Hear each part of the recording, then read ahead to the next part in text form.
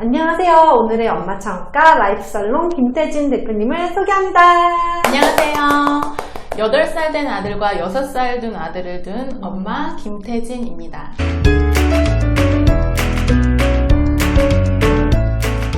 영어 원서를 함께 읽는 라이프살롱을 진행하고 있습니다. 보통 대부분 원서를 읽는다는 걸 되게 어렵게 생각하시는데 그런 원서를 함께 읽고 싶은 분들을 모아서 같이 소통하고 같이 기록하고 같이 읽으면서 시간과 공간의 제약 없이 온라인에서 함께 읽고 또 그 프로그램이 끝난 후에 다 같이 모여 토론할 수 있는 기회를 드릴 수 있고 그런 과정에서 자신의 생각과 관점을 자유롭게 이야기하고 다른 분들과 교류할 수 있는 기회를 드리는 그런 북클럽입니다. 2018년 11월에 혼자라도 읽겠다라는 심정으로 블로그에 해리포터 1권 원서 읽기를 모집을 했었는데 다행히도 10분 이상 넘게 시작하셔서 그때를 시작으로 향후에 많은 파일럿 프로젝트랑 파일럿 프로그램을 통해서 사업성을 확인하고 지난달인 얼마 전 2020년 7월에 사업자 등록을 마쳤습니다.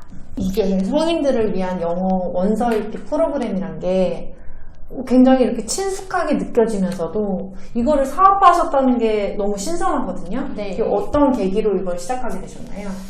사실 어떻게 이걸 시작하겠다라고 시작한 게 아니고 흐름상 이렇게 제 졸업 후 일하고 이러다 보니까 지금의 이 사업이 만들어진 것 같아요. 그래서 처음에 저는 이제 전공은 전혀 관련 없는 보건정책 쪽으로 이제 미국에서 뉴욕에서 하고 왔고 그러고서 병원에서 주로 일을 했거든요. 미국에서 배운 거를 가지고 이제 한국에서 일을 해야겠다 하고서는 왔는데 생각보다 제가 배웠던 그런 학문적 지식과 한국에서 적용할 수 있는 그런 현실은 너무 간극이 컸다는 거를 제가 느끼기 시작했어요. 그래서 원하는 일을 마음에 두고 왔지만 또 그 조직의 성향이나 여러 가지들이 제가 원하는 일이 아니어서 그런 것들로 좀 의기소침해지기도 하고 결국 내가 이렇게 열심히 공부하고 왔는데 별게 없는 거예요. 그러다 보니까 되게 자존심도 상하고 나한테 너무 기대를 한 스타일인 거죠, 저는. 네. 근데 와서 아무것도 아닌 거를 느끼면서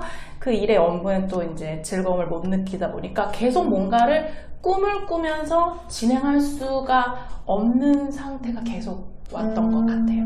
근데 그게 저한테 되게 중요한 거라는 거를 느꼈고요.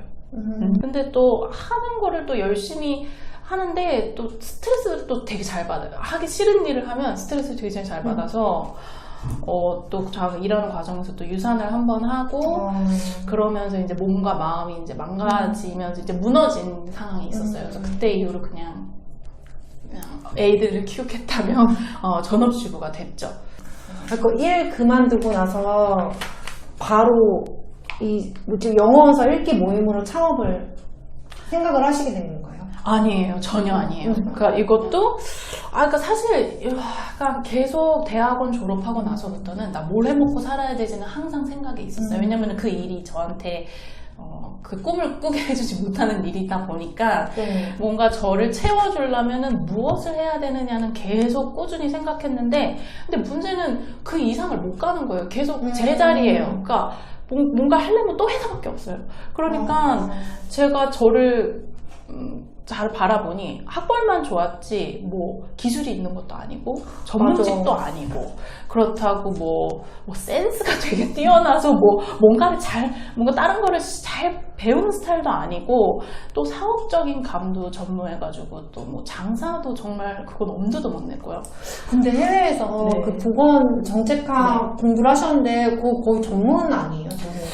그러니까 저는 그게 전문 지식이라고 생각하고 나름의 꿈을 꾸고 병원에서도 병원이라는 건 어쨌든 사업체이기도 하잖아요. 의료기관이지만 그래서 그런 좀 전문적으로 그렇게 제 커리어를 쌓으려고 했는데 한국의 구조상 뭔가 의료진이 아니면 의사가 아니면 이쪽이 이렇게 그렇게 전문적으로 이렇게 성장을 원하는 만큼 할 수 없다고 저는 그 상황에서는 판단을 했어요. 물론 거기서도 다 이루시는 분들도 있지만 제가 그 당시에는 원하는 자리나 제가 원하는 일이나 그런 욕구를 충족해 줄 수 없다는 생각이 들면서 이제 미래가 불투명했던 거죠. 네네. 너무 공감 가요.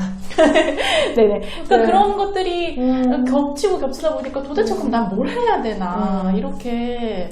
그래서 이제 뭐 유학 갔다 왔으니까 뭐 영어는 하잖아요. 그래서 영어를 하니까 애들도 가르쳐보고 뭐 좀 했었는데 또 이제 제가 좀 성인들하고 이렇게 뭔가 일하는 거에 즐거움을 좀 느끼는 게 교류하고 이런 거에 즐거움을 느끼는 편이라서 그런지 조금 깊은 대화가 안 되니까 그런 아쉬운 점도 좀 있고 다른 뭐 프리랜서 일도 조금 이렇게 길게 지속되지는 못했어요.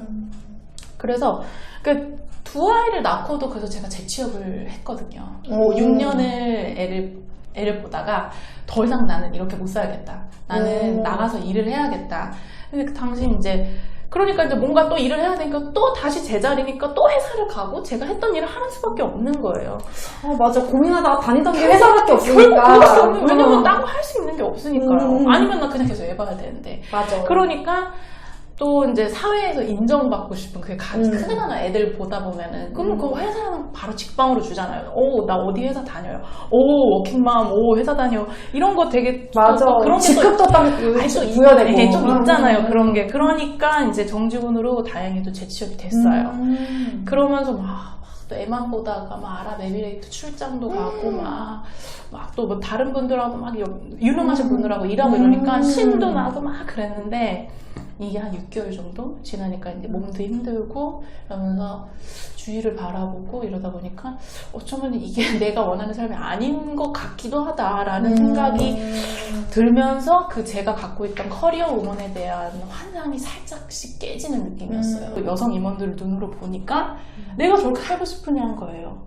어떤 측면이 특히? 저는 우선 얘가 하는 일에 별로 흥미를 못 느끼니까 그 일을 늦게까지 계속 일하고 일과 삶의 분계 없이 그렇게 일해야지 그렇게 일하시더라고요. 대부분의 그 자리에 계시는 분들, 여성분들을 보면 아이들도 다 있으시고 하지만 심지어 저보다 더 어린 아이가 있으신 분도 계셨어요. 근데도 불구하고 정말 오래 일하시고 막 주말에도 뭐 워낙 필요하시면 막 나오시고 이런 것들과 그리고 그 잘 돼야겠다는 그 야망 그런 거 있잖아요. 근데 그게 저는 그만큼이 없는 거를 느끼면서 나 이게 뭐지 도대체 이거 하겠다고 왔는데 이게 그러면서 도대체 내가 뭘 원하는 거지? 이렇게 흥미 없는 일을 하면서 애들을 또 못 보잖아요. 그러니까 분명히 이것 때문에 왔는데 또 애를 못 보는 게 또 속상해지는 거예요. 이거 내 얘기인가? 하기 싫어서 애 보는 게 솔직히 그것도 있었어요. 저는 애 보는 게 너무너무 힘들고 싫어서 왔는데 내가 하기 싫은 일을 하는 것 때문에 애 초등학교 유치원 입학식도 못 가고 이러는 날은 너무 속상해서 막 눈물이 막 나오는 거예요. 그래서 막 펑펑 울기도 하면서 그 과정에서 도대체 내가 원하는 것은 무엇이냐. 사람들이 원하는 거, 뭐 주위에서 보는 거, 뭐 워킹맘의 라이프 이런 거 다 벗어버리고 진짜로 내가 원하는 게 뭐 하는지를 되게 깊게 파보는 시기가 됐던 것 같아요. 네, 그래서 이제 육아휴직을 했어요. 그러면서 그때 딱 이제 내가 여지껏 내 학벌, 내 체면 뭐 그런 것들을 다 내려놓고 그냥 내가 하고 싶은 것만 이 1년 동안의 유예기간 같이 하고 싶은 거를 맘대로 하겠다. 그래서 신나게 또 버킷리스트를 막 적었어요. 막 이것도 하고 싶고 그 중에는 뭐 발리에서 요가하기도 있고 뭐 요리 수업하기, 아이들과 일주일에 한 번씩 뭐 어디 놀러 가기 뭐 이런 것들 쭉 써가지고 그러면서 그 과정에서 이제 라이프 촬영의 시초가 시작됐어요. 시초가. 그러면서 그때 제가 느낀 게 뭘 해야 될지 그렇게 고민할 때는 절대 안 나오던 게 내가 해야 되는 거는 버리고 내가 하고 싶은 것을 하겠다고 마음 먹은 그 순간부터 기회들이 보이기 시작한 거예요. 그러다가 갑자기 예전에 맞아 내가 재취업하기 전에 영어 원서로 이렇게 조금 소규모 모임으로 이렇게 운영을 했던 북클럽이 생각이 난 거예요. 그거 되게 재밌었거든요. 그럼 나 이거 다시 해보자. 근데 제가 이제는 블로거거든요. 그 엄청난 블로거는 아니지만 블로그를 하는 사람이니까 그럼 온라인으로 그때는 제가 동네 사람들만 그렇게 붙여서 했다면 온라인으로 프로그램을 한번 알려보자. 그 당시에 이제 온라인으로 그냥 같이 읽자는 거였어요. 그냥 스케줄 정해서 우리 그냥 이제 같이 읽고 같이 내용 어땠는지 공유만 하자고. 그냥 근데 뭐 비용도 전혀 없고 그냥 그런 식으로 그냥 같이 하고 싶어서 그렇게 한 건데 10명 넘는 분들이 막 신청을 해주신 거예요. 그러면서 그렇게 같이 하게 됐는데 너무 재밌죠 또.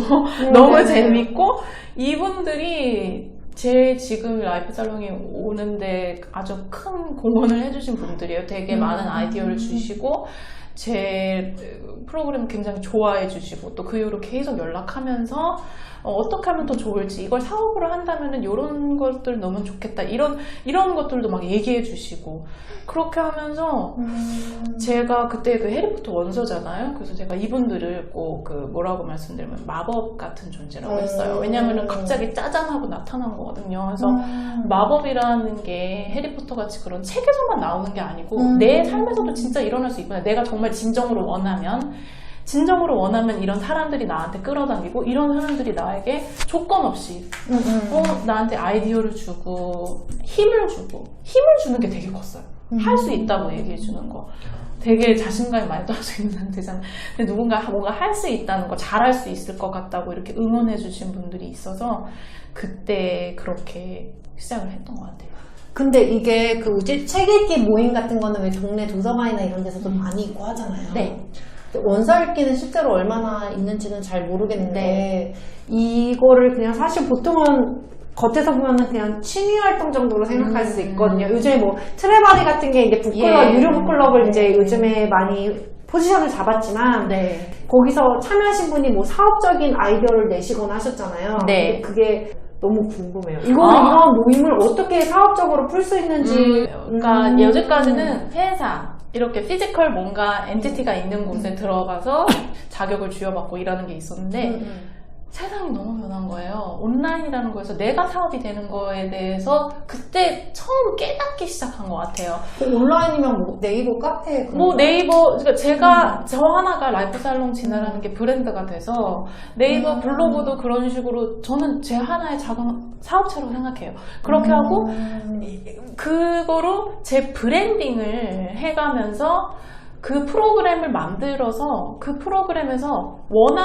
왜냐면 혼자는 못 읽는 게 이제 그게 니즈예요. 왜냐면 혼자 읽으실 수 있는 분들 많죠. 그렇지만 원서를 읽고 싶은 분들은 굉장히 많아요. 그러니까 하고는 싶은데 어디부터 시작할지 모르겠고 그리고 읽다가 중간에 그만두는 게 태반이에요. 그러다 보니까 저는 그 니즈를 충족시킬 수 있고 혼자 하면 힘든 거를 같이 모아주는 그런 매개체 역할도 하고 거기다가 그분들이 잘 넘어갈 수 있는 그런 영어적인 표현 이런 것들을 제가 부가적인 서비스로 제공을 해드리면서 영어 공부와 약간의 취미와 즐거움을 다 가져갈 수 있는 그런 경험을 제공해주는 걸로 돈을 벌 수 있다는 거가 그걸 알아내고 그거를 깨닫게 된 경험이었어요. 그게. 그 참석하신 분들이 이제 그런 부분에서 얘기를 하나씩 해주시면서 그런 경험을 제공하는 걸로써도 돈을 버는 것이 가능하다. 이런 것들을 그리고 그런 것이 온라인으로 가능하다라는 것을 깨달았죠. 또 하나 인상적이었던 게 개인 블로그에서 모집해서 10명이 모일 정도면 블로그 이웃이 엄청 많으셨던 거 아니에요? 어떻게 그 원서 모임을 하기 위해서 블로그를 만드신 건가? 아니면 그 전에 그냥 소소하게 블로그 하시다가 어떻게 그렇게 되신 거예요? 블로그는 정말 제 친구라고 말할 수 있을 정도로 제가 블로그를 처음 시작한 게 2010년이에요. 2010년? 네, 2010년이니까 제가 미국에서 일할 때예요. 미국에서 일할 때 무슨 계기인지는 모르겠지만 2010년에 시작을 한 거예요. 네이버 블로그를? 네, 네이버 블로그를요. 그때 미국에 있는데 다른 좋은 사이트 안 쓰시고 왜 네이버 블로그를 쓰시고요? 한국말로 써야 돼. 한국말로 쓰고 제 속마음은 한국말로 써야 되니까. 그래서 뭔가 어딘가는 써야 되는데 그냥 매체가 그 매체를 제가 선택한 것 뿐이에요. 블로그, 네이버 블로그를 선택을 해서 거기다가 일기를 썼어요. 그냥 비공개로 그걸 뭐다 쓰지는 뭐 누구한테 비공개로? 비공개로 썼어요. 비공개로 진짜 오래 쓴 거죠. 거의 2010년부터 그냥 쭉 썼어요. 그래서 저는 계속 다시 돌아볼 수 있어요. 일기장으로 쓰신 거구나? 네, 일기장이에요. 그거를 제가 뭐 정보 공유도 아니고 그냥 일기장으로 비공개로 쭉 쓰다가 제가 재취업하기 전에 이제 그때 막 혼란스럽게 시작할 때 재취업을 딱 하면서 공개로 돌렸어요. 왜냐면은 그냥 알리고 싶었어요. 엄마의 재취업이라고 이렇게 폴더를 만들어서 오. 뭐 데이 1, 데이 2 이런 식으로 오, 재밌다. 썼어요. 그냥 몰아서 써야 될 것 같았어요. 그러니까 저는 원래가 글을 쓰는 걸 좋아하는 사람이고 네. 글로써 그 감정 정리나 순화를 시키는 스타일이라는 거를 옛날부터 그걸 깨달은 것 같아요. 공개로 딱 돌렸어요. 그랬더니 어떻게 또 이렇게 막 이웃이 생기더라고요. 그러니까 저 같은 처지에 계신 분들이 많으셨던 것 같아요. 조회를 하시고 보시면서 이웃이 늘면서 댓글이 달리기 시작했어요. 저 너무 공감돼요. 뭐 이런 말씀 드리면서 이제 같이 제 고민을 같이 댓글로, 비밀 댓글로 해주신 분들도 되게 계세요. 그러면서 그 블로그로 되게 많이, 되게 제가 많이 도움을 받았어요. 그렇게 하면서 했는데, 이제 육아휴직을 딱 하고 나서부터는 더 열심히 쓴 거죠. 나 이제 육아휴직 했어요 하면서 또 엄마의 육아휴직 해가지고 또 쓴 거예요. 약간 시리즈 같이 또. 그러면서 이제 9년 만에 2019년 3월 제가 이제 딱 기억돼요. 이웃이 딱 1000명이 됐어요. 그러면서 이제 지금 2020년 8월 지금 기준으로는 약 1800명 정도가 있어요. 근데 저는 그 이웃을 늘리려고 뭐 이런 것보다는 그냥 많이 읽히고 싶어서 한 거였는데 지금도 이웃 숫자에는 그렇게 연연하지 않아요. 왜냐면은 저는 컨텐츠가 정확하거든요. 라이프 스타일 아니면 영어 원서예요. 그러니까 이거에 관심 없는 분들이 이웃으로 많이 있어봤자 저한테는 별로 그렇게 큰 메리트가 없어요. 많이 그냥 뭐 블로그로 내일 많이 읽히고 싶다면 그렇지만 저는 이거로 사업을 만들고 브랜딩을 하고 싶은 사람으로서는 제 컨텐츠를 읽고 싶고 관심이 있는 분들이 저를 이웃을 신청하고 읽는 게 저한테는 더 남는 거지 이웃이 10,000명, 20,000명 뭐 이렇게 있는 것보다는 제 컨텐츠를 쌓아가고 이거를 좋아하시는 분들이 저를 이웃을 신청하면 그것이 제 잠재 고객분들이 되실 수 있다고 생각하기 때문에 지금도 계속 그렇게 그 컨텐츠로만 올려요.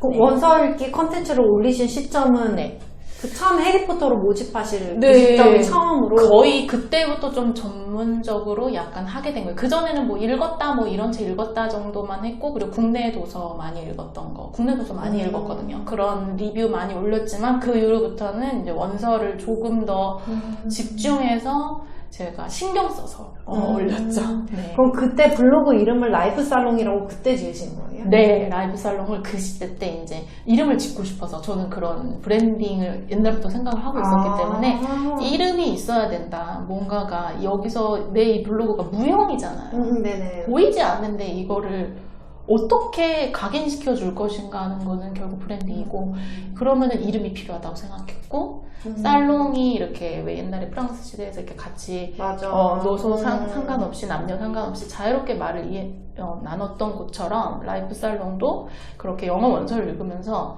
자기 이야기도 하고 남의 이야기도 듣고 또 그런 것이 또 결국 내 라이프에도 반영돼서 그런 총체적인 그런 큰 틀을 잡아서 라이프 살롱이라고 이름을 딱 지었던 것 같아요. 완전 영어 원서를 내기로 해서 좀 뭔가 인생 전반에 라이프를 돌아보는 네네네네 확장이 되는 거네요. 네, 맞아요. 멋있다.